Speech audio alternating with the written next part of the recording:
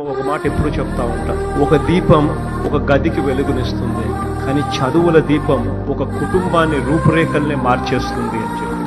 This is what I strongly believe. మనం ఏదైనా next జనరేషన్కి ఏదైనా మనం ఇవ్వగలిగే ఆస్తి ఏదైనా ఉంది అని అంటే అది చదువులు. చదువు ఉంటేనే ఒక కుటుంబం బిలో పావర్టీ లైన్ నుంచి నెక్స్ట్ స్టేజ్లోకి పోయే అవకాశం పరిస్థితి ఎప్పుడు వస్తుంది అని అంటే ఆ కుటుంబం నుంచి ఒక్కడన్నా గొప్ప చదువులు చదవగలిగితే, ఒక్కడన్నా ఇంజనీర్ కాగలిగితే, ఒక్కడన్నా డాక్టర్ కాగలిగితే, లేదా ఒక్కడన్నా కలెక్టర్ వంటి పెద్ద పెద్ద చదువులు చదవగలిగితేనే ఆ కుటుంబం రూపురేఖలు కూడా మారిపోతాయి. మీరు బైకుల్లో మీరు చేసే గోల్ ఉంటుంది చూసారా మీరు?